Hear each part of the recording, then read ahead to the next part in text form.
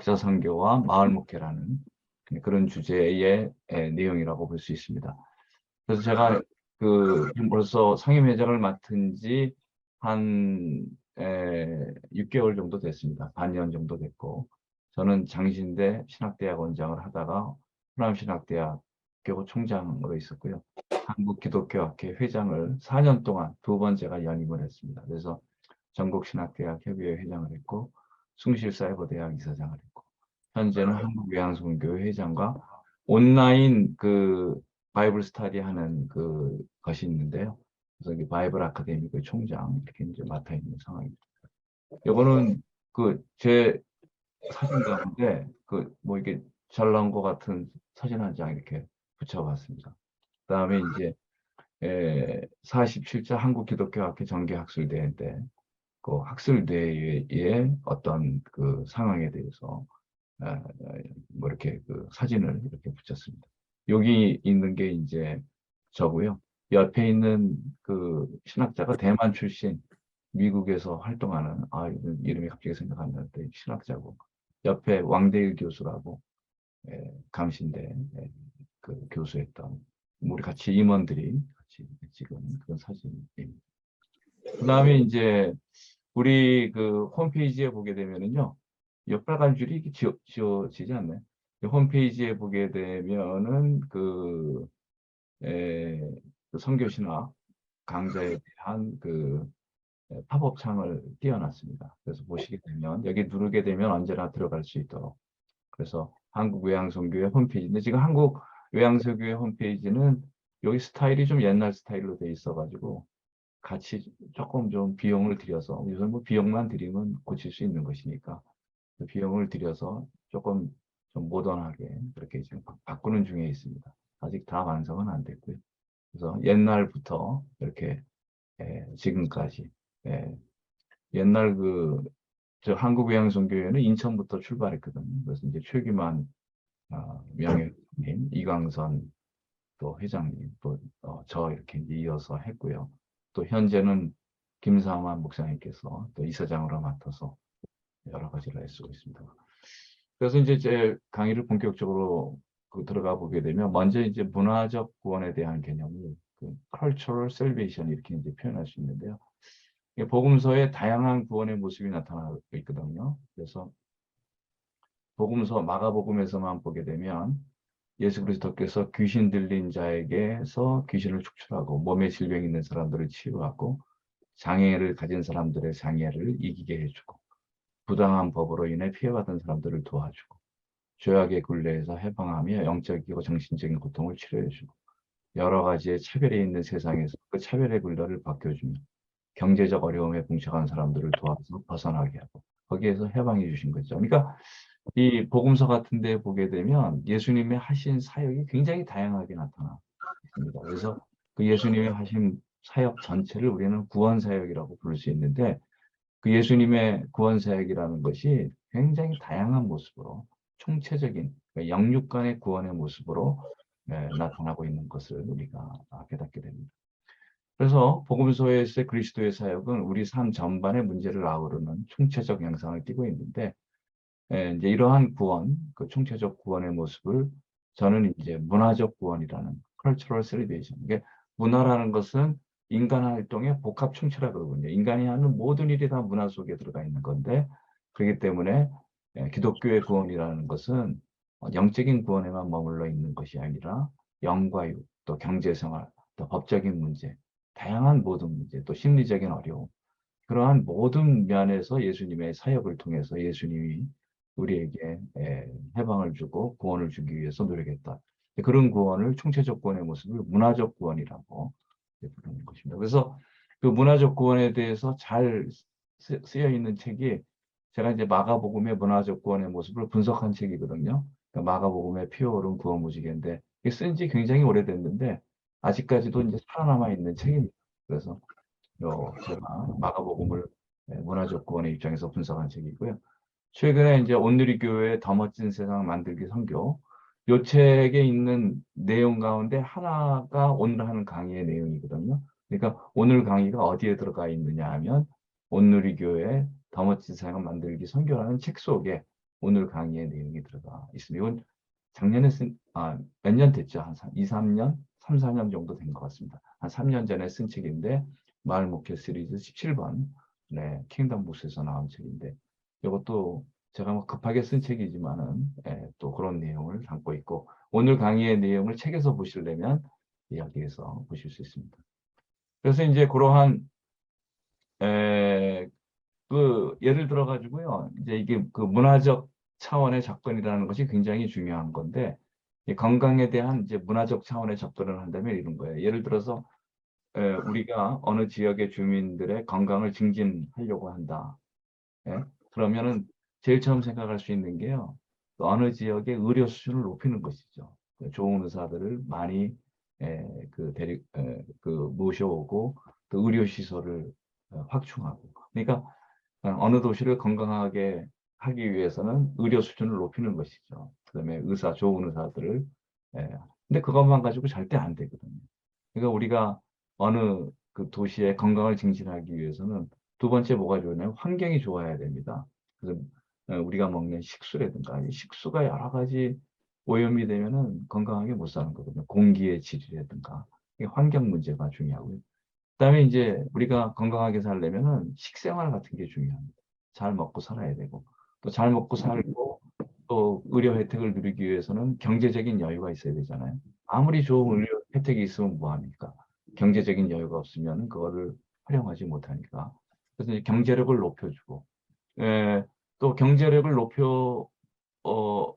어, 주는데, 뭐 전체, 예를 들어서 국가 총생산은 높아졌는데, 못 사는 사람들이 많으면은, 못 사는 사람들이 많으면 그 사람들은 의료 혜택을 받기가 힘들잖아요. 또 좋은 먹거리를 먹을 수도 없고, 이제 그런 것이기 때문에, 결국 좀 평등한 경제, 고루 잘 사는 세상을 만들어야 되는 건데, 그 고루 잘 사는 세상을 만들기 위해서 사회복지 체제라든가, 그 다음에 이제 의료보험 체제라든가, 그런 것들을 잘 갖춰야 되거든요.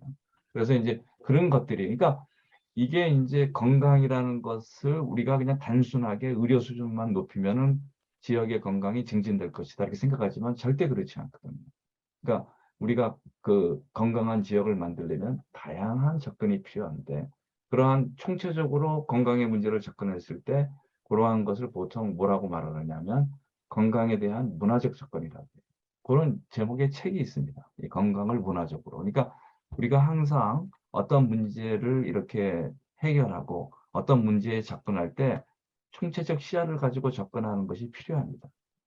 그것을 단선적으로 일차원적으로 접근하게 되면 문제를 해결할 수 없는 것이죠. 건강 문제도 마찬가지고 거기에 에, 그, 같은 입장에서 우리의 구원의 문제도 총체적 구원의 문제로 봐야 된다는 것이죠. 그래서 그런 얘기들을 쭉 했고요. 기독교의 구원도 그렇다라는 거죠. 마가복음에 나타나 있는 그리스도의 사역과 같이 인간의 구원은 영육을 아우르는 총체성을 띠고 있다는 거예요. 그것은 개인적인 영역과 사회적인 영역 모두를 아우르는 것이죠. 기독교 구원의 내용도 문화적 총체성을 통해 접근되어야 하는 것이라는 거죠. 총체적인 접근. 구원이라는 것은 총체적이고 통합적인 것으로 이제 그러한 구원을 보통 뭐라고 부르느냐 하면 문화적 구원, cultural salvation. 이건 제가 만든 용어이기도 한데요. 그러니까 우리가 구원이라는 것을 통합적 시각에서 접근을 해야 된다. 그런 것을 우리가 이제 얘기하는 내용이라고 볼 수 있습니다. 그래서 이러한 문화적 구원의 모습을 잘 나타낸 기독교에서의 구원 개념 가운데 하나가 샬롬이라는 히브리어 샬롬이라는 개념입니다. 지금 현대 신학자들이 기독교가 말하는 그 구원의 내용을 가장 잘 표현한 그 히브리어 용어가 무엇일까라고 말했을 때 많은 현대 신학자들이 그것이 샬롬이다라고 지금 생각하고 있거든요. 그러니까 오늘의 이 세상 가운데 샬롬을 이루는 것이 그 예수 그리스도께서 바라셨던 아주 온전한 구원의 모습이라는 것이죠. 그래서 이제 샬롬이라는 것은 무슨 뜻이냐면요. 제방 관계의 온전함을 나타내는. 그러니까 샬롬이라는 것은 히브리어 샬롬의 본래의 뜻은 모든 관계가 온전해졌을 때 그걸 샬롬이라고 그러거든요. 그러니까 모든 관계 속에는 뭐가 들어간 거냐면 인간과 하나님과의 관계, 인간과 인간의 관계, 인간과 자연의 관계, 인간과 자아의 관계. 그러니까 모든 관계가 이제 온전하게 됐을 때 그 온전하게 된 모습을 샬롬이라고 표현하거든요. 그래서 우리가 결국에 있어서 오늘의 시대에 있어서 우리가 이제 기독교의 구원을 생각하면서 우리가 어떤 구원의 모습을 우리가 해야 되느냐? 그러니까 인간과 하나님 사이의 영적인 관계, 그 다음에 인간과 인간의 그 사회적인 관계, 국가와 국가 사이에 요거 빨간 선이 왜 나오지? 박 목사님? 예, 그 다음에 국가와 국가 사이의 국제적인 관계, 그 인간과 자아 사이의 심리적인 관계, 인간과 자연과 생태적인 관계, 이런 모든 관계가 잘 어우러졌을 때 이제 그것을 샬롬이라고 표현한다고 볼 수 있습니다. 그래서 이 샬롬이라는 말이 여러 가지 뜻이 이제 히브리어에서 나타나는데 웰빙이라는 웰빙이라는 말은 근데 컴플리트니스 그 다음에 이제 이것은 뭐 완전성이라 그럴까요? 프로스퍼러티 이게 잘 이렇게 그 번성하고 하는 것이고요. 홀리스는 온전함이고 여기 이제 샬롬이라는 말에 육체적 건강 또 포괄적인 건강이라는 개념도 있고 안전이라는 개념도 있고 하나님과 이웃과의 하모니 조화로운 관계 그러니까 이러한 모든 것들 이 총체적인 모습에 이러한 모든 것들이 담겨져 있는 내용이 샬롬이라는 거죠. 그리고 또 이것이 기독교 구원의 인정된 모습이다. 이렇게 이제 보고 있는 것입니다. 그래서 아트킨스는 그의 책 평화의 신학에서 샬롬을 이렇게 정의하고 있는 것이죠. 샬롬은 대체로 올바른 관계 속에 존재한다. 재반 관계의 온전함이죠. 최상의 평화는 옳은 관계 속에서 강함에 따른 즐거움과 만족에 대한 것이다. 그리고 그 관계란 하나님과 인간, 근데 인간과 인간, 인간과 자기 자신, 인간과 자연환경 이런 모든 것들이 온전한 정의로운 관계, 평화로운 관계가 됐을 때 그것을 샬롬이라고 표현하는 거거든요. 그래서 지금 우리가 결국 선교를 통해서 이 땅에 전하고자 하는 것이 하나님의 구원인데 그 구원의 내용을 가장 적절히 표현한 단어가 뭐냐면 샬롬이라고 보는 것이죠. 그 샬롬을 이 땅에 이루게 하기 위해서 우리가 선교적인 사역을 해나가는 것이다. 이렇게 이제 볼 수 있는 것입니다. 그래서 우리나라의 그 현대 목회자, 뭐 저는 조영기 목사님을 또 신학자로도 생각합니다. 그러니까 조영기 목사님이 신학자이면서 목회자인데 이러한 총체적 구원의 개념, 이 총체적 구원의 개념을 한국의 목회자 가운데 가장 잘 적용하신 분이 조영기 목사님이세요. 조영기 목사님의 구원이라는 것이 조영기 목사님의 이전의 구원관이라는 것은 간단히 말하면 일제시대의 구원관이라는 것은 예수 천당이에요. 그러니까 예수 믿고 천당 가는 게 그게 구원의 전부였어요. 그러나 조영기 목사님은 그 구원의 내용을 그러한 영적인 구원만에 국한시키지 않고 그것도 포함되지만 그 구원의 내용을 보다 더 이렇게 확장하신 분이거든요. 그래서 제가 이제 여러분들에게 조영기 목사님이 어떻게 문화적 구원관 또는 샬롬으로서의 구원관을 전개했는지에 대해서 그 말씀드리도록 하겠습니다. 여러분들이 잘 아시다시피요. 조영기 목사님의 핵심 요절이 뭡니까? 조영기 목사님 다 아시잖아요. 요한 3서 2절이거든요. 요한 3서 2절이 조영기 목사님 목회 전부라고 생각하셔도 됩니다. 여기에 뭐라고 되어 있느냐면 사랑하는 자여 내 영혼이 잘된 같이 내가 범사에 잘되고 강건하기를 간구한다라는 거거든요. 이게 이제 그 조영기 목사님의 하나의 구원관이라고 이렇게 보시면 되겠습니다. 그래서 조영기 목사님은 이것을 되게 조영기 목사님이 무슨 구원이라고 표현했습니까? 삼박자 구원이라고 표현했거든요. 그 삼박자 구원이라는 모습을 표현하고 있는데 조영기 목사님의 내 영혼이 잘된 같이 여기에 내 영혼이 잘 된다라는 건 영적인 구원이잖아요. 전통적인 구원 개념입니다. 건강하다라는 건 뭐냐 하면은 육체적 건강을 얘기하는 구원관이라는 거죠. 그래서 요거는 강건하다라는 것은 우리가 건강하게 사는 거. 그렇기 때문에 조영기 목사님이 그 육체적 건강, 병을 치료하는 신유의 은사를 강조하는 것입니다. 그래서 그러니까 기독교라는 것이 예수 믿고 천당, 영혼만 구원받는 것이 전부 아니라는 거예요. 기독교의 구원 속에는 육체적인 그 건강함도 들어가 있다라는 거예요. 그리고 이제 주영기 목사님이 마지막 세 번째로 범사가 잘 되는 거. 이 범사가 잘 된다라는 것을 어떻게 주영기 목사님은 해석했느냐 하면 말하자면 우리가 경제적으로 윤택하게 사는 거. 이게 쉽게 말하면 아주 쉬운 말로 말하면 물질적으로 축복받는 거, 부자가 되는 거. 간단히 그렇게 표현했습니다. 그래서 조영기 목사님의 구원에 대한 내용은 영적으로 잘 되고 육체적으로 건강하고 영육간의 구원이에요. 그리고 물질적인 축복을 누리는 거. 그러니까 부자 돼서 잘 사는 거예요. 요거를 조영기 목사님께서 세 가지 삼박자 구원의 개념으로 놓으신 거거든요. 굉장히 중요한 그 발전입니다. 여태까지 예수 천당이라는 구원관에서 포괄적인 구원관을 전개하신 거거든요. 그렇기 때문에 이제 조영규 목사님의 오늘 한국 신학에서의 공헌은 뭐냐 하면 영적인 구원관에 머물러 있었던 그 구원관을 확대해서 영육을 아우르는 구원관, 동시에 그 물질적인 경제적인 풍요, 이것까지 구원의 내용으로 가지고 갔다라는 것이 조영규 목사가 우리에게 제시한 중요한 구원의 내용이라고 볼 수 있습니다. 그래서 조영규 목사님의 책이 4차원의 영성이라는 책에 보면 그런 내용들이 잘 포함되어 있어요. 그러니까 어느 책이나 조영규 목사님은 그런 구조를 가지고 설교도 하셨고 항상 그런 입장에서 자기의 것을 이제까지 타계적이고 영적인 구원만을 강조하였던 한국교회 상황에서 그럴 수밖에 없었죠. 일제시대라는 것이 민족의 희망이 없었던 시대니까 타계적 신앙일 수밖에 없었는데 조 목사님의 삼박자 구원론은 새로운 구원의 지평을 열어줬다는 거예요. 예수를 믿어서 우리의 영혼이 천국 가는 것도 중요하지만 이게 중요하죠. 그와 동시에 현세에서 행복하며 건강하게 사는 것이 기독교의 구원과 상관되는 것입니다. 이렇게 이제 강조했다는 것입니다. 그 박정희 대통령의 모토가 뭡니까?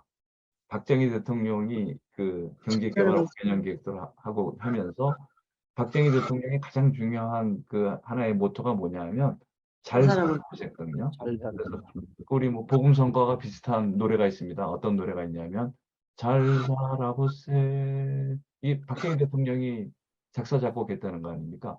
잘 살아보세. 우리 또 한번 잘 사. 이게 이제 박정희 대통령이 이거 가지고 밀고 나간 거예요. 그러니까 박정희 대통령이 잘 살아보세요 운동을 했고 그것을 종교적으로 받침을 했던 사람이 조영기 목사님입니다. 조영기 목사님이 삼박자 구원이라는 게 중요한 포인트가 뭐예요?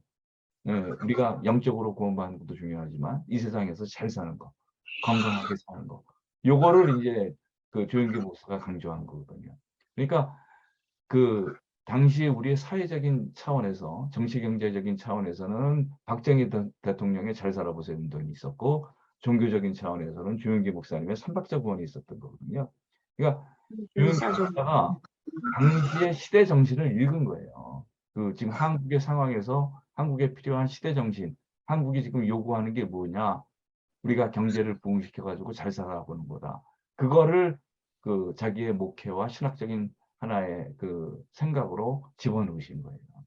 그러니까 우리가 뭔가 조영기 목사님이 100만 성도를 모으신 거 아닙니까? 그렇게 부흥하게 된 중요한 원인 가운데 하나가 뭐냐면 시대 상황에 시대 상황을 해석하는 하나의 목회적인 신학을 전개해 나간 거예요.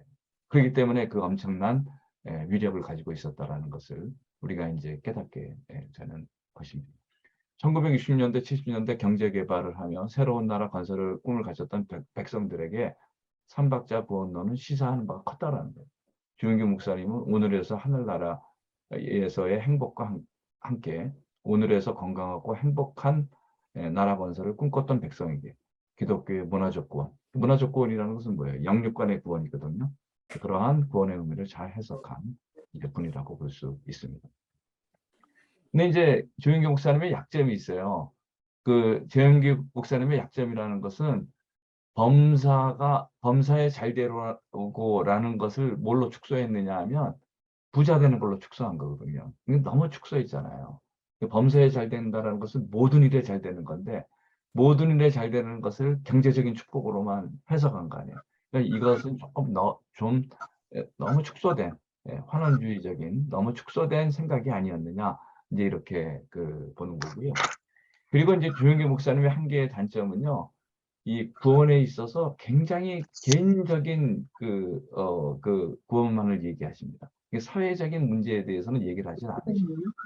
당시 사회적인 문제를 많이 얘기했던 신학이 민중신학이기 때문에 조영기 목사님은 민중신학과 굉장히 그 배타적인 민중신학에 대해서 배타적인 입장이었거든요. 그러니까 사회구원을 말하는 민중신학에 비해서 조영기 목사님은 굉장히 개인적인 그 행복, 개인의 행복과 개인의 구원에 치중하시는 거거든요. 그런 입장에서 조영기 목사님의 신학이라는 게 어떤 성격을 띠게 되느냐 하면 기복적 성격을 띠게 되는 것입니다. 그러니까 조영기 목사님의 약점이 없는 게 아니에요. 모든 일에 잘 되고를 너무 축소한 것이다. 거기에는 다 다양한 것들이 들어가 있는데 또 한 개는 그 구원과 행복론에 있어서 너무 개인주의적이다. 그렇기 때문에 개인의 잘됨만을 강조하는 것이기 때문에 이 사회를 보지 못했다. 그러한 신학을 기복적 신학이라. 나도 잘 살아야 되지만 너도 잘 살아야 되는데 나의 문제에 너무 집착해 있었던 것이죠. 그래서 이제 그러나 조영계 목사님이 우리에게 그 던져줬던 시사점이 많은 거거든요. 굉장히 많은 점을 우리에게 던져줬습니다. 영과 육의 아울러 구원받아야 된다. 영육간의 구원. 그 다음에 우리가 내세의 구원도 중요하지만 현세의 것도 중요하다. 그런 입장에서 이제 조영기 목사님이 그 신학적 입장을 전개한 그런 분이라고 이제 볼 수 있습니다. 그래서 그러면 우리가 앞으로 오늘의 시대에 조영기 목사님의 신학적인 약점이 있기 때문에 뭔가 조영기 목사님의 장점과 또 이것을 약간 더 발전시켜서 뭔가 한 게 우리가 방향성을 만들어야 되는데 앞으로 우리가 선교를 하면서 또 우리가 한국의 목회를 하면서 어떤 방향으로 나가야 될 것인가 라는 입장에서 저는 뭐를 강조하고 싶으냐 하면은 잘 살긴 잘 사는데 너무 개인적으로 잘 사는 것만 강조하지 말고 함께 잘 사는 사회 이런 쪽에 대한 강조가 지금 필요한 때입니다. 그렇기 때문에 너무 개인주의적인 행복보다는 공동체적인 행복, 함께 잘 사는 사회, 복음을 통해서 우리가 영적으로 풍성해진과 동시에 오늘의 이 세상에서 잘 살되 혼자만 잘 사는 게 아니고 함께 잘 사는 세상을 만들자. 공동체적 행복을 추구하는 어떤 모습을 여기에서 이제 강조하려고 하는 거거든요. 그래서 이제 그러한 그 공동체적 행복을 추구하는 그 입장에서 우리가 목회를 할 때 어떤 목회를 할 수 있느냐 해서 제가 많이 요새 최근에 책을 많이 썼던 것이 마을 목회라는 책을 많이 썼습니다. 제가 이제 마을 목회에 대한 책을 몇 권을 썼느냐면 24권을 썼거든요. 최근 한 몇 년 동안. 24권의 마을 목회 책을 만들었는데 마을 목회 그 핵심적인 내용은 뭐냐면 개인주의적 행복론에서 공동체적 행복론으로 우리가 하나님의 복음을 통해서 모두가 행복한 세상을 만들어 보자. 이게 이제 이런 입장이거든요. 그런 입장에서 제가 그 마을 목회의 개념으로 가고 있는 것인데 아무튼 뭐 제가 언제 기회 되게 되면 마을 목회에 대한 결국 공동체적인 행복이라는 것이 무엇인가? 함께 잘 사는 세상. 우리가 하나님의 복음을 통해서 영이 새로워질 뿐만 아니라 우리의 육체적인 삶도 더 증진돼야 되는데 그 육체적인 삶이라는 것이 나만의 삶이 아니고 모두의 삶이 다 행복해지는 삶이 돼야 되는데 그러기 위한 선교의 방법, 그다음에 그러기 위한 목회의 방법이라는 게 뭐냐? 마을 목회, 공동체를 강조하는 그러한 입장으로 가야 될 것이다. 이렇게 이제 생각하고 있는 것입니다. 그래서 앞으로 이제 한국 외향선교의 선교 방향이라는 것이 그런 방향으로 영육 간의 그 구원에 대한 방향으로 우리가 아마 가야 되지 않겠는가 하는 생각을 하면서 그런 입장에서 선교에 대한 신학을 정리한 책이 온누리교회 더 멋진 세상 만들기 선교입니다. 제가 그 책을 쓰게 된 배경이 있습니다. 제가 마을 목회를 쭉 전개하니까 온누리교회 이재훈 목사님이 자기네 교회 하는 선교 방식이 마을 목회 방식으로 선교를 한다는 거예요. 근데 그 얘기를 듣고 제가 온누리교회 선교를 분석을 한 것입니다. 예? 온누리교회의 그 선교의 장점이 뭐냐? 온누리교회는요, 선교를 NGO가 해요. NGO가 선교를 하고 있거든요. 그러니까 그런 그 NGO를 중심으로 한 선교의 그 강점이 뭐냐? 그거를 분석한 그 책이거든요. 그런 것을 한번 그 내용이 비욘드 목회 전략이라는 네이버에서 치게 되면은요, 비욘드 목회 전략이라는 웹사이트가 있습니다. 거기에 가면은 그 온누리교회 더 멋진 세상 만들기 그 선교라는 책이 다 거기에 들어가 있거든요. 그리고 제가 마을 목회책 24권을 썼는데 한 20권이 거기에 다 실려 있습니다. 한번 여러분들이 좀 마을 목회 입장에서 한번 선교를 다시 재편해보는 그런 것들이 자료들이 비욘드 목회적 그 교단에서 만든 거거든요. 근데 제가 그 홈페이지를 그 구조를 만들었습니다. 그래서 거기 보시게 되면 그러니까 우리 교단은 지금 어느 쪽으로 나가고 있느냐 하면 마을 목회 쪽으로 나가고 있는 거거든요. 상당 부분 그런 쪽으로 좀 예, 그 보시면 되겠습니다. 그다음에 이제 에, 그 뭐 마을 목회는 거의 그냥 우리 신학자들이 한 거예요. 그래서 신학자들이 하고 저도 하고 이제 또 목회자들이 그 실천을 하고 또 목회자들이 실천한 내용을 또 신학자들이 그 반성하고 이제 그런 거라고 볼 수 있습니다. 그래서 그러한 것이고요. 제가 이제 이러한 삼박자 구원과 합쳐져 가지고 삼박자 선교. 그러니까 삼박자 구원론에 따른 삼박자 선교라는 게 있지 않겠습니까? 되게 구원관이 결정되면 구원관에 따라서 선교관도 결정되는 거거든요. 그래서 제가 이제 두 번째로 삼박자 3미터 미션에 대한 삼박자 선교에 대한 얘기를 해보도록 하겠습니다. 삼박자 선교를 가장 잘 나타낸 구절이 마태복음 9장 35절이거든요. 예수께서 모든 도시와 마을에 두루다니사 그들의 회당에서 가르치시고 천국 복음을 전파하시고 모든 병과 약한 것을 고치셨다. 이게 이제 삼박자 선교. 그러니까 예수님이 삼박자 구원관을 가지시면서 거기에 따른 사역을 하신 거거든요. 그 사역이라는 게 삼박자 선교의 사역을 하신 겁니다. 그래서 우리 선교라는 것이 저는 이렇게 돼야 된다고 생각하는데, 그래서 그것을 제가 이 삼박자 선교를 이 본문을 제가 이렇게 이제 비교해 놓은 것입니다. 요한 3서 그 2절에 보게 되면 세 가지 요소가 나오죠. 사랑하는 자여 내 영혼이 잘된 같이 범사에 잘되고 강건하기를 간구한다. 이 세 가지 요소를 뽑을 수 있죠. 영혼에 잘됨, 범사에 잘됨, 강건함, 건강 축복 이렇게 이제 본 거죠.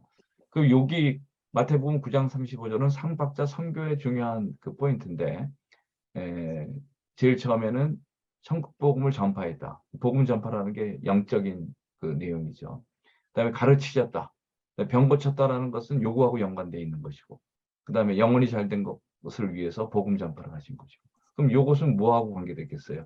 가르치는 사역이거든요. 그래서 범사에 잘 되려면은 우리가 어떤 사역을 해야 되느냐면 가르치는 사역을 해야 된다라는. 그 어느 한 개인이나요, 어느 한 국가, 사회가 모든 일에 잘 되려면은 그 기본이 저는 교육이라고 생각합니다. 한국이 오늘날과 같은 경제적인 발전, 물질적인 풍요로운 사회를 이루게 된 배경에는 뭐가 있느냐 하면 한국 사람 이상 교육열이 높은 국가가 없어요. 그 한국이 뭘로 성공한 나라냐면은 경제적인 부흥 이전에 교육으로 성공한 나라입니다. 교육이 있었기 때문에 오늘날의 경제 발전이 있었던 거거든요. 그러니까 이 범사에 잘 되는 물질 축복 측면이 관계되는 게 뭐냐면 교육이에요. 가르치는 일입니다. 그래서 저는 삼박자 선교의 기본 틀거리가 뭐라고 생각해요? 첫 번째는 영적인 구원으로서의 복음 전파를 해야 된다. 두 번째, 교육을 해야 된다. 세 번째, 병 고치는. 근데 그러면 요것에 관계되는 것이 뭐냐? 교회 설립을 한 것이고, 가르치는 일을 하기 위해서 학교 설립을 한 거예요. 병 고치는 일을 위해서 병원 설립을 한 겁니다. 그래서 그 지금 세계 선교에 있어서 가장 성공적인 그 효과를 낸 선교가 한국 선교잖아요. 근대 선교 가운데 한국 선교 같이 잘 된 선교가 없습니다. 한국 선교라는 것이 세 가지를 세워가지고 선교한 것이거든요. 한국 선교는 처음에 교회를 설립했고, 두 번째는 병원을 설립했고, 세 번째는 학교를 설립했거든요. 한국에 온 선교사들은 미국 선교사들이 어딜 가나 세 가지를 세웠습니다. 그래서 학교와 병원과 교회를 설립. 한번 물어보겠습니다. 이게 제일 그 비용이 많이 드는 게 뭐겠습니까? 이 세 가지 그 교회 설립하고 병원 설립하고 학교 설립에 비용이 제일 많이 드는 거. 병원. 병원이 제일 많이 들어요. 병원. 병원이 엄청 돈이 많이 들어요. 그럼에도 불구하고 이 세 가지를. 그러니까 앞으로 외향선교의 선교는요, 이 세 개를 묶어서 같이 가는 설교를 저는 해야 된다고 생각해요. 그것이 효력이 있다라는 것이 증명된 국가, 그 선교의 그것이 효력이 있음이 증명된 국가가 우리나라예요. 우리나라 선교가 이걸 증명하고 있습니다. 선교라는 것이 교회만 설립돼 가지고 안 된다는 거예요. 교회도 설립하지만 병원도 설립하고 학교도 설립해야 된다. 그러니까 앞으로 한국 외향선교회의 선교는요, 이 세 가지가 삼위일체가 돼서 같이 저는 묶여져야 된다고 생각합니다. 어느 곳에 선교를 하든지 교회를 중심으로 해서 병원, 그 다음에 학교를 동시에 세워나가는 하나의 컴플렉스를 만드는 것이죠. 그 선교, 되게 이제 그 선교라는 것이 그 미국 선교라는 게 하나의 스테이션을 만들어서 선교 전진 기지를 만든 거 아니에요? 선교사들이 개별로 이렇게 각계 전투를 한 게 아니라 뭉쳐가지고 일을 한 것이거든요. 그러니까 의료 선교사하고 교육 선교사하고 그 다음에 이제 목회를 하는 그 복음을 전파하는 그 목사들하고 목사로서의 선교사 이그 셋이 뭉쳐서 한국 선교를 그 추진해 나갔거든요. 그러니까 앞으로 외향 선교에도 저는 가능하면 어느 지역이든 교회하고 학교하고 병원에 대한 구조를 가능하면 갖는 게 좋다라는 거예요. 그게 이제 선진국에서는 굉장히 힘듭니다. 왜냐하면 선진국은 뭐 병원 의료 수준이 엄청 지금 발전돼 있기 때문에 그걸 우리가 따라잡기 거기에 비용이 엄청 드는 거죠. 그러나 조금 그 못 사는 그 국가에 있어서는 우리가 이러한 것들을 조금만 신경을 쓰더라도 뭐 좋은 그 병원도 만들 수 있는 것이고 학교도 또 만들 수 있는 것이고 가능하면 이렇게 이제 힘을 합쳐가지고 그 선교를 하는 게 좋겠다 이렇게 이제 생각하고 있는 것입니다. 그래서 제가 이제 그 모든 거를 다 예를 들 수는 없고 호남권 선교에 있어서 이 호남권 선교가 이러한 삼박자 선교 방법을 잘 활용한 선교였어요. 다른 데도 다 마찬가지지만 그래서 호남권 선교를 보게 되면 교회 설립, 병원 설립, 교육기관 설립을 같이 한 거예요. 그래서 교회를 설립하고 병원을 설립하고 그래서 그 내용을 보시게 되면 전주 선교부, 이게 전주 스테이션이라고 그러잖아요. 전주 선교부에는 교회로서는 뭐가 세워졌느냐 하면 서문교회고요. 병원은 전주예수병원, 옛날에 야소병원이라고 그랬거든요. 학교는 신흥중고 기전여고. 중요한 선교사는 이름. 군산 선교부도 똑같아요. 교회는 구암교회가 처음 세워졌고 군산 구암병원이 있고 그 다음에 학교가 영명학교, 멜버드 학교가 세워진 겁니다. 목포 선교부는 양동제일교회, 목포진료소 이건 없어졌습니다. 지금 뭐 이거는 거의 있는데 그다음에 영중고하고 정명여중고하고 예, 그렇게 됐고요. 광주 선교부는 양림동에 있었는데 양동에 있었고 제일교회 양림교회가 교회로 세워졌고 제중병원이 광주기독병원이거든요. 제가 여기 이사도 했었습니다. 광주기독병원에. 그다음에 광주 숭일, 광주 숭일중고, 스피아 여중고, 기독간호대, 저 기독간호대도 제가 이사로 했었고요. 한일장신대, 호남신학대학 제가 총장을 했었고, 이런 식으로 이제 됐습니다. 그다음에 순천 선교부는 순천중앙교회고 알렉산이라는 게 알렉산더거든요. 알렉산더 병원이 여기에 있었고, 요게 이제 최근에는 이게 옛날에 굉장히 큰 병원이었습니다. 순천에 있었던. 근데 요새는 순천 기독진료소라고 해서 여기가 이제 그 인요한 그 목사가 인요한 선교사가 많이 관여하는 그런 그 병원입니다. 아주 요새는 소규모로 이제 남아 있습니다. 매산 중고와 매산 여중고 그러니까 여기 딱 구조를 보시면 알겠지만 호남의 모든 선교라는 게요 세 가지를 동시에 같이 한 거예요. 이게 한국 선교의 성공 비결입니다. 잘된 그 비결이에요. 그러니까 앞으로 그 우리 외향 선교에도 이 세 가지를 그러니까 그것은 뭐예요? 그러니까 영적인 교회를 설립해가지고 예수 천당, 사람들의 영혼을 천당으로 가게 하는 것.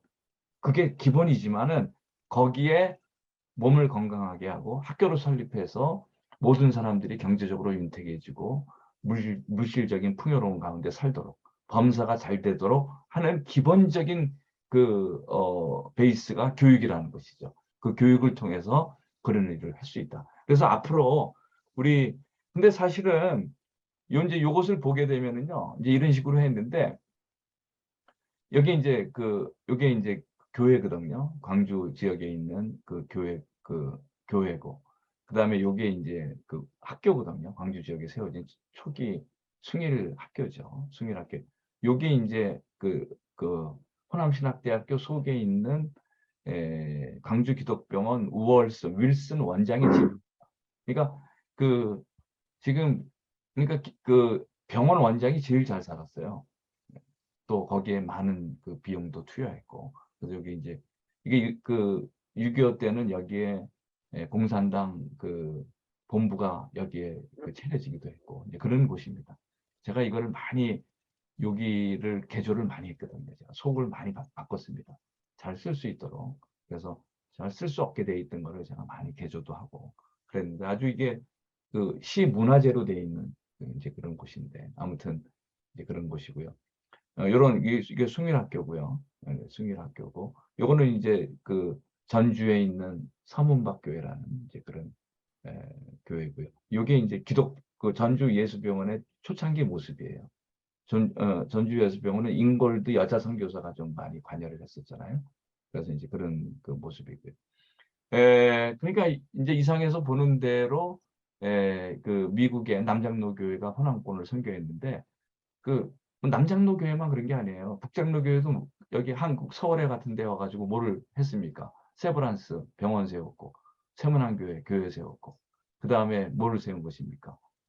이화여전 연세대학교 학교를 세운 거거든요. 배제학당, 이화학당. 그러니까 이 어디나 요 구조를 가지고 선교를 하는 거예요.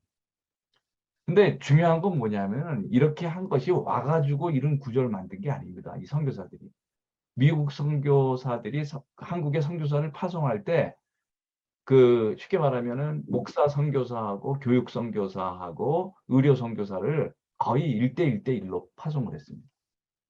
그러니까 그게 이제 저는 아주 중요한 그 거라는 것이죠. 그래서 거기 제가 그 요건 요게 이제 그 호남신학교 속에 있는 선교사 묘지인데요. 여기에 묻혀 있는 사람을 제가 분석한 것입니다. 그래서 교회 개척 선교사와 의료 선교사 가족과 교육 선교사 가족들이 있는데 여기 교회 개척 선교사 관련된 가족이 10구, 의료 선교사 관련된 가족이 6구. 이게 조금 늘었어요. 최근에 한 2명 더 늘었어요. 8구. 그다음에 교육 선교사 계통이 6구거든요. 거의 같은 비중이에요. 같은 비중으로 선교사들이 온 거예요. 그리고 가족들도 비슷한 비중으로 돌아가신 겁니다. 그러한 것이 이게 오원 선교사 유진벨 묘소가 그 호남신학대학교에 있거든요. 그래서 이제 그러한 그 거라고 볼 수 있습니다. 그러니까 남장로교 선교는 처음부터 삼박자 선교 전략을 갖고 수행됐는데 처음부터 세 부류의 선교사들이 미국에서 파송되었으며 또 열심히 일해가지고 이러한 세 가지의 기관을 설립했다는 거예요. 그다음에 이제 그런 것을 쭉 얘기를 하고 있고요. 그래서 여기 이제 미국 장로교회의 그 선교사들 하나의 보고서라 그러죠. 거기 보고서에 있는 내용입니다. 미국 남북 장로교 한국선교회는 1893년 선교사 합동 공예를 결성하고 선교 원칙 10가지를 결정하였다. 이 원칙에 따라 각 지역 중심지에 선교부, 미션 스테이션을 세우고 교회와 학교와 병원을 운영하겠다. 이게 전략이에요. 그러니까 애초부터 이런 전략을 그러니까 교회와 학교와 병원을 세우겠다. 이게 하다가 그렇게 된 게 아니에요. 처음부터 그렇게 시작을 한 거예요. 이 세 가지 기관을 운영하려면 네 가지 직능의 선교사가 필요했는데 복음 전파를 담당할 목사, 치료를 담당할 의사, 가르침을 전담할 교사, 그리고 부녀자들과 아동을 전담할 부녀. 이렇게 네 사람을 묶어가지고 선교사로 파송한 것이죠. 그래서 앞으로 우리 해외 선교가 잘 되려면은 저는 목회자 선교사도 있어야 되지만 평신도 선교사도 있어야 된다고 봅니다. 지금 우리 특별히 외향선교에서 여성 간호사들이 선교를 잘 하시더라고요. 평신도 선교사거든요. 그래서 이제 그러한 평신도 선교사와 목회자 선교사, 그다음에 교육을 담당하는 선교사, 이게 같이 뭉쳐서 뭔가 스테이션을 만들고 큰 구조 속에서 선교를 해나가는 것이 앞으로 좋겠다. 그게 이제 입장이라고 볼 수 있겠습니다. 그래서 그러한 입장으로 앞으로 해나가는 것이 좋겠다. 그래서 이제 그러한 선교 방법을 제가 잘 쓴 책이 온누리교회 더 멋진 세상을 만들기 선교와 교회 사회봉사 실천. 그러니까 교회가 이런 선교를 하려면 그 복음을 전파함과 동시에 사회에 대한 섬김, 그다음에 어려운 사람들을 도와주는 일, 이런 것들을 해야 되는데, 그럼 사회봉사실전을 왜 어떻게 무엇을 할 것인가에 대해서 제가 책을 한 권 쓴 게 있습니다. 이게 최근에 작년에 나온 책이거든요. 그래서 작년에 제가 이 책을 한 게 썼습니다. 특히 한국에 그 기독교 NGO들이 많은데, 기독교 NGO들을 운영하는 방법에 대해서 아마 선교하시는 분들도 여기에 대한 그 필요성이 있을 거라고 생각합니다. 선교를 하다 보게 되면 말씀도 전해야 되지만 어려운 사람을 도와줘야 되잖아요. 그 어려운 사람을 도와주는 방법론에 대한 책을 교회 사회봉사 실천이라는 책 속에서 쓰고 있습니다. 그래서 선교지에 이 대학을 설립하는 게 중요하다. 그죠? 학교를 설립하는 거. 지금 전 세계에 세워져 있는 선교사가 세운 대학들이거든요. 꼭 대학만 세우는 게 중요한 게 아니죠. 중학교, 고등학교, 초등학교, 또 유치원까지 다 중요하다고 생각합니다. 네팔에 지금 세워진 학교들이 많잖아요. 권승일 선교사님도 또 여러 가지 그 신학대학을 세워서 교육도 하고요. 우간다에도 뭐 우간다에도 대학이 이제 탄자니아에도 있고, 가나에도 있고, 인도네시아에도 있고, 다 지금 그 현재 지금 우리 그 선교사들이 다 하시는 일들입니다. 이렇게 이제 다음에 두 번째, 선교지에 병원을 설립하는 거, 이게 중요하다고 보는 거고요. 그래서 앞으로 좀 우리가 병원을 설립하는 것도 조금 더, 이거는 이제 북한에 있는 조윤기 심장 전문 병원인데 한때 이게 거의 가동을 못했어요. 최근에 다시 가동을 한다 그랬는데 어느 정도 진척됐는지 모르겠어요. 굉장히 큰 규모의 병원을, 이 조윤기 심장 전문 병원은 이 말에서 알듯이 순복음교회가 세운 병원이거든요. 근데 한동안 그냥 방치돼 있었는데 최근에 어떻게 됐는지 잘 모르겠습니다. 하여튼 다시 이걸 한다고 봤는데, 여러분들이 이제 그런 어떤 CH 커뮤니티 헬스 이반젤리즘이라는 선교 방식, 이게 사실은 월드 비전의 선교 방식이기도 하거든요. 근데 그런 CH의 선교 방식도 중요하다, 이렇게 써놓은 것입니다. 그래서 이렇게 쭉 보게 되면 이제 그런 내용들을 보는 것이죠. 그래서 결론적으로 얘기하게 되면 우리가 이제 삼박자 선교의 핵심은 교회를 세우고 학교와 병원을 지원하고, 그다음에 학교 캠퍼스 선교하고, 또 병원을 세워서 병원 원목의 위상 강화하고, 이렇게 해가지고 우리가 하나님의 샬롬의 구원관을 이루어 나가기 위해서 노력하는 그런 어떤 것이 필요하다, 이렇게 이제 보고 있는 것입니다. 그래서 제가 마지막으로 삼박자 선교와 마을 목회에 대한 얘기, 특히 어떻게 공동체적 행복을 이러한 것을 통해서 사회에 대한 관심을 가지고, 우리가 어느 피선교지에 어느 한 사람을 이렇게 행복하게 하는 것도 중요하지만 그 사회 전체, 국가 전체를 행복하게 해서, 이제 그런 개념으로 국가 선교의 개념이 있습니다. 스테이트 미션이라는, 그러니까 국가를 전체적으로 살리는 개념이죠. 국가를 전체적으로 행복하게 하는. 그러니까 우리가 이제 한 개인의 그 선교도 중요하지만 국가라는 단위 전체, 공동체라는 그 전 사회적인 그 사회 전체를 이렇게 바라보면서 그거를 하나님의 나라, 그 속에서 하나님의 나라를 만들어 나가는 그런 선교적 마인드가 필요하다, 이렇게 이제 보면서 그러한 것의 구체적인 방법으로 저는 마을 목회가 미국에서는 뭐 커뮤니티 미니스트리라고도 하기도 하고 빌리지 미니스트리라고도 하고, 제가 이 빌리지 미니스트리에 대한 재미난 책을 한 게 최근에 영국에서 구입을 했는데 얼핏 안 보이네요. 그래서 이제 그런 것들을 우리가 이제 해나가는 것이 필요하다, 이렇게 이제 되어 있습니다. 그래서 제가 이제 만든 책 가운데 마을목회 개론이라는 책이 있거든요. 그래서 이제 마을목회 개론에 대해 상당히 두꺼운 책인데, 14번째 시리즈 14번째 책인데, 마을목회 책을 제가 10권 이상 쓰다 보니까 뭔가 좀 개론적인 책이 필요하겠다고 사람들이 해서 좀 만든 책입니다. 그러니까 어떻게 마을목회라는 것은 간단합니다. 교회 선교에 있어서 그 사회봉사와 섬김이 중요하고, 동시에 개인적인 행복을 우리가 일구어 나가는 것도 중요하지만 사회 전반의 공동체적인 행복, 또 국가 전반을 어떻게 우리가 개발해 나갈 수 있을 것인가, 그런 것들에 대한 전반적인 비전이 필요한 것임을 강조하는 이제 그런 책이라고 볼 수 있습니다. 그래서 우리 앞으로 저도 이런 방향으로 여러 선교지들을 좀 같이 협력해서 코디네이션을 해야 될 것 같아요. 그래서 지금 선교사들이 보시게 되면 뭐 그 병원 하시는 선교사님들도 있고 학교 하시는 선교사님도 있고 또 교회를 전문적으로 복음 전파 하고 또 말씀을 가르치는 일에 최선을 다해서 노력하시는 목사들도 계시고 그런데 그 세 가지가 좀 같이 뭉쳐야 되지 않겠냐. 응? 하나의 연대죠, 연대. 같이 연대, 삼일체와 같이 연대를 해서 하나의 그 미션 스테이션을 만들어 나가고 선교 전진 기지를 만들고 선교부를 만들고 그거를 통해서 그 목회자와 평신도 선교사들이 같이 협력해 가지고 그 하나님의 선교를 이루어 나가는 그 모델을 저는 이 삼박자 선교를 통해서 지금 성취해 보려고 하는 것입니다.